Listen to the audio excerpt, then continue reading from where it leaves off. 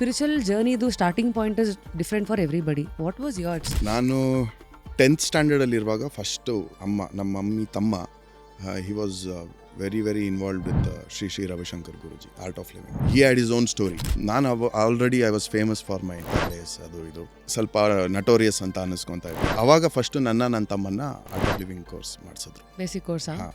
ಇದು ಅವಾಗ Young adults course ಅಂತ ಕರೀತಾ ಇದ್ರು. It was in 2001. Okay.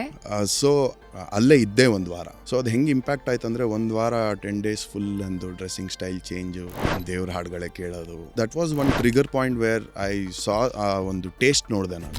Just ಒಂದು ರುಚಿ ಕಾಣಿಸ್ತು ನನಗೆ, ಬಟ್ ನನಗೆ ಆ ಮೆಚುರಿಟಿ ಇರಲಿಲ್ಲ. ಹೋಗ್ತಾ ಹೆಂಗಾಯ್ತು ಅಂದರೆ, ಒಂಥರ ಶಂಶಾನ ವೈರಾಗ್ಯ ಅಂತಾರಲ್ಲ, ಅಂದರೆ ಕಷ್ಟ ಬಂದ ತಕ್ಷಣ ಹೋಗ್ಬಿಡೋದು ದೇವ್ರಿಗೆ, ಸಂಕಟ ಬಂದ. ಅದೇ ಥರ ಆಗ್ತಾಯಿತ್ತು ನನಗೂ, ಟು ಬಿ ಆನೆಸ್ಟ್. ಯಾವಾಗ ನನಗೇನಾದ್ರು ತುಂಬ ಆದಾಗ ಇವೆಲ್ಲ ಬೇಡಪ್ಪ ಅಂತ ವಾಪಸ್ ಸ್ಪಿರಿಚುಯಾಲಿಟಿ ಕಡೆ ಹೋಗ್ಬಿಡ್ತಿದ್ದೆ. ಅದು ಆ ಪೇಯ್ನ್ ವಾಪಸ್ ಹಾಗೆ ಫೇಡ್ ಔಟ್ ಆದಮೇಲೆ ನನಗೆ ಗೊತ್ತಿಲ್ದಿರಂಗೆ ವಾಪಸ್ ನಾರ್ಮಲ್ಸಿಗೆ ಬಂದುಬಿಡ್ತಿದ್ದೆ. ಆ ಎಕ್ಸ್ಪ್ಲೋರೇಷನಲ್ಲಿ I did many courses.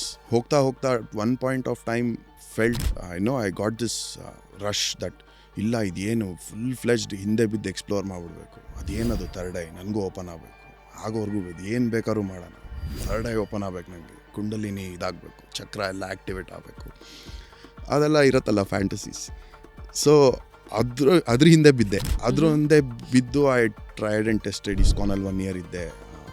ಈಶಾಲಿ hatha yoga programme ಮಾಡಿದೆ, ಆ್ಯಂಡ್ ಬೇಸಿಕ್ ಶಾಂಭವಿ ಕೋರ್ಸ್ ಮಾಡಿದೆ. ಸೊ ಆ ಥರ.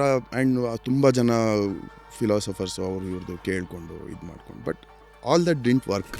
ಹೋಗ್ತಾ ಸೊ ಸ್ಟಾರ್ಟ್ ಆಗಿದ್ದ ಜರ್ನಿ. ಆಮೇಲೆ ಅಲ್ಲಿಗೆ ಅದೊಂದು ಫೇಸು.